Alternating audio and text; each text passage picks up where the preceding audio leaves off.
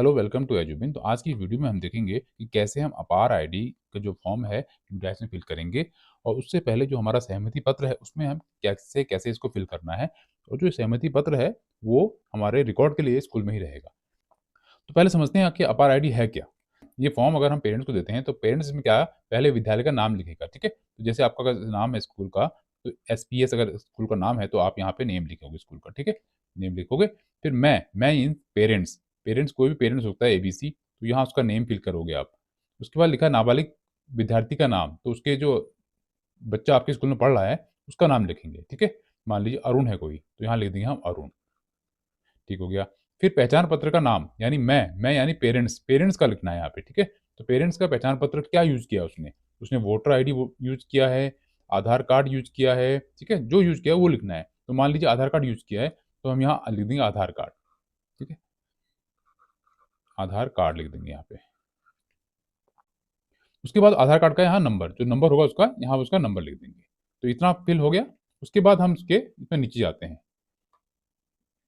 तो ये है क्या? इसमें ये इसलिए है कि केवाईसी टाइप का है कि आपका जो है, आपके जो बच्चा है स्कूल में पढ़ रहा है, उसका हम अपार आईडी बनाएँगे। और अपार आईडी इसलिए है कि एक प्लेस बनेगा जिसमें आप जो डिजी लॉकर का काम करेगा, जिसमें आपके बच्चे के सारे मार्कशीट, सारे डॉक्यूमेंट आप जो है उसमें सेव कर सकते हैं।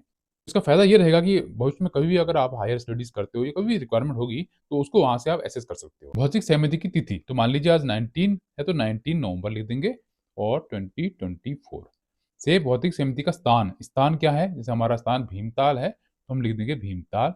और यहाँ पे पेरेंट्स अपना साइन कर देगा, ठीक है? यहाँ पेरेंट्स का साइन हो जाएगा।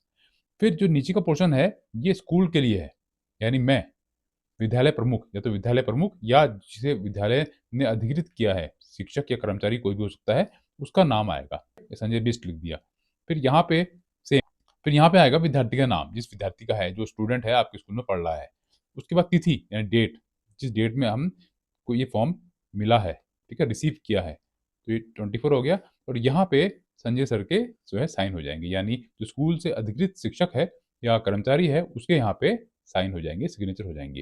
तो ये हमारा फॉर्म अपार आईडी का फिज़िकली फिल हो जाएगा और इसको हम सेव कर लेंगे, स्कूल के रिकॉर्ड के लिए रख लेंगे, ताकि भविष्य में कभी कुछ ज़रूरत पड़े, तो वहाँ पे ये यूज़ हो सकता है। अब हम आएँगे अपने यूडाइस के पोर्टल में, तो वहाँ समझेंगे कि कैसे इसको फिल करना है।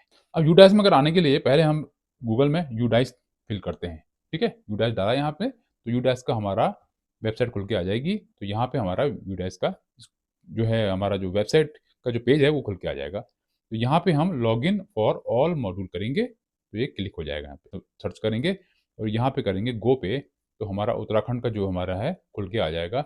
यहाँ यूडैश कोड होगा यूज़र आईडी में, और पासवर्ड जो आपका रजिस्टर मोबाइल में होगा, वहाँ पे उसमें जो है इसका पासवर्ड आप फॉरगेट कर सकते हो अगर आप भूल गए हो तो। फिर यहाँ पे कैप्चा फिल कर देंगे आप। कैप्चा, ये कैप्चा हो गया, तो यहाँ से कर देंगे हम इसको लॉगिन। तो ये पेज खुल के हमारे पास आ जाएगा और यहाँ पे आएगा करंट एकेडमिक ईयर 2024-25, उसमें हम करेंगे क्लिक। तो ये स्कूल का पेज आ जाएगा। इसमें आपकी स्कूल की इन्फॉर्मेशन होगी कि स्कूल आपका कहाँ तक है, इंटर तक है, प्राइमरी, अपर प्राइमरी है, और कहाँ से कहाँ तक क्लासेस हैं, को एजुकेशन है या गर्ल्स स्कूल है या बॉयज़ स्कूल हैं, तो सब डिटेल इसमें आ जाएँगी। और एकेडमिक ईयर कहाँ से स्टार्ट होता है, कब खत्म होता है, ठीक है? तो उसके बाद क्लोज़ कर देंगे। तो ये पेज हमारे पास खुल के आ जाएगा, मेन पेज।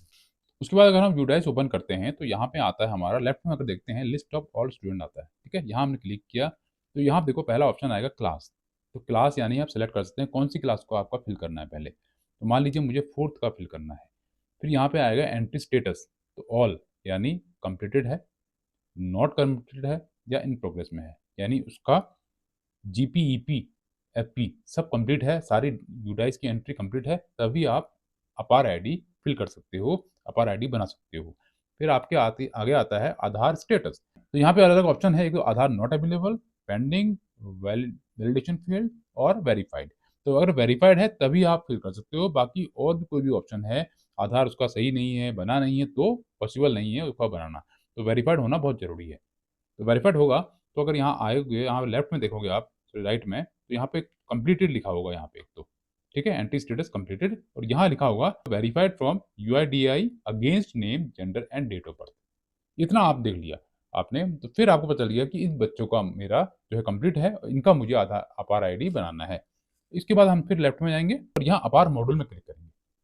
अब हम अपना स्टार्ट करते हैं। क्लास सेलेक्ट करनी है, क्लास हमारी 4th, सेक्शन है हमारा 4th B। यहाँ गो में जाएंगे और जितने बच्चे हैं हमारे 4th के, यहाँ पे आ रहा है हमारा टोटल एनरोलमेंट कितने हैं 25, टोटल जनरेटेड यानी कितनों की आईडी अपार आईडी जनरेट हुई है 0, अभी तक किसी की नहीं हुई है। टोटल पेंडिंग तो यानी 25 के 25 पेंडिंग है। अब नीचे आते हैं तो यहाँ पे देखिए यहाँ जनरेशन आ रहा है, यानी यहाँ पेंडिंग स्टेटस पेंडिंग है। प्रोफाइल स्टेटस सारा यूडीएस का जो डाटा एंट्री कंप्लीट है, अपार आईडी बनाई नहीं है, कोई जनरेट ही नहीं किया है।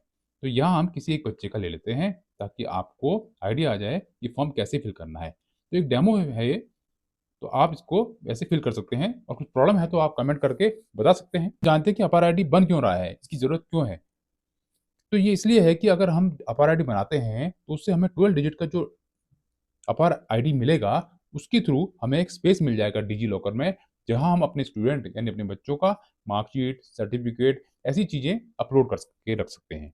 तो भविष्य में कभी भी ये हायर एजुकेशन लेते हैं, वहाँ पे इसको आप एक्सेस कर सकते हैं। अब मान लो हमें इस बच्चे का मुझे फिल करना है, तो यहाँ पे इसका सब कुछ कंप्लीट है, यहाँ ये पेंडिंग है, नॉट अवेलेबल क्योंकि हमने जनरेट नहीं किया। तो यहाँ जनरेट में जाते हैं, जनरेट में गए तो उस बच्चे की इन्फॉर्मेशन आ जाएगी यहाँ पे। तो बेसिक इन्फॉर्मेशन ऑफ स्टूडेंट आएगा, यहाँ बच्चे का नेम आया, PN स्टूडेंट नंबर आ गया, उसका डेट ऑफ बर्थ आ गई उसकी। Do you want to change Aadhaar detail, तो यहाँ पे उसका आधार नंबर होगा और आधार नंबर में क्या नाम है वो इसमें है यहाँ पे। तो यहाँ पे अगर हमने क्लिक किया तो यहाँ पे आप चेंज कर सकते हो, यानी गलती से अगर आपसे गलत हो गया है तो यहाँ पे आप एडिट कर सकते हो। लेकिन अगर आधार कार्ड में कुछ गलती हुई है तो उसको आप सही नहीं कर सकते। ठीक है, अब हम जाते हैं नीचे। अब ये आ गया कंसेंट। कंसेंट मतलब ये वही सहमति पत्र है जो हमने फिजिकली आपको जिसकी PDF दिखाई थी। ठीक है, तो यहाँ पे आया है consent bye father, mother, legal guardian of student for अपार आईडी जनरेशन, यानी या तो फादर फिल कर सकता है या मदर या कोई जो लीगल गार्जियन है। ठीक है, जो on the behalf of mother और फादर उसको देख रहा है, उसकी देखरेख कर रहा है, वो उसको फिल कर सकता है। तो यहाँ पे सेम आई मीन्स मदर या फादर। तो मैं जिस बच्चे का फिल कर रहा हूँ उसकी मदर है यहाँ पे, तो मैं उसका नाम लिख लेता हूँ। ठीक है, उसकी मदर का नेम लिख दिया। यहाँ पर सिलेक्ट यानी वो मदर है, फादर है या लीगल गार्जियन है। वो मदर है तो मैंने मदर में सिलेक्ट कर दिया। अगर आपके केस में फादर है तो आप फादर कर दीजिएगा। यहाँ पे लिखा है प्रूफ, क्या दे रहे हैं आइडेंटिटी प्रूफ, तो हमने आधार कार्ड मांगा है, उन्होंने आधार कार्ड दिया है हमें, तो यहाँ पे उसका नंबर ले लेते हैं। ठीक है, तो इसमें नंबर की एंट्री करते हैं हम।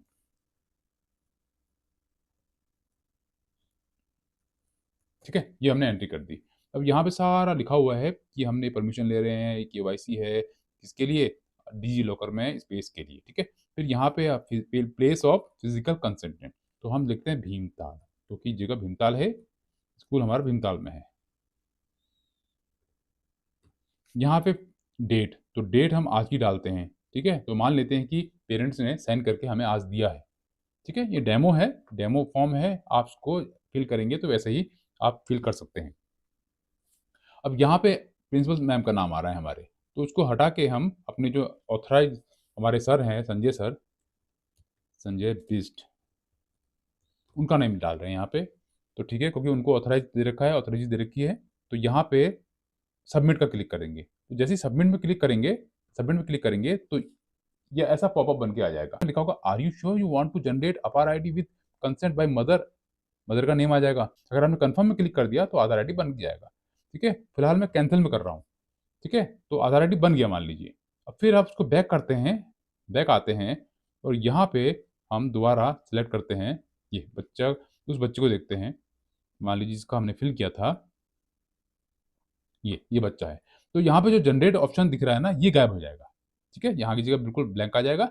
नॉट अवेलेबल लिख रहा है, यहाँ पे अपार आईडी आ जाएगा 12 डिजिट का, और यहाँ पेंडिंग की जगह कंप्लीटेड आ जाएगा। तो आपका मान लीजिए आधार आईडी बन के रेडी हो गया है। तो ऐसे आप सारे बच्चों का कर सकते हैं और क्लास वाइज आप सारे बच्चों की फिल कर सकते हैं। तो अगर आपको ये वीडियो अच्छी लगती है तो आप इस वीडियो को लाइक, शेयर, सब्सक्राइब जरूर कीजिएगा। फिर मिलते हैं नई वीडियो में नई जानकारी के साथ, तब तक के लिए goodbye, have a nice day.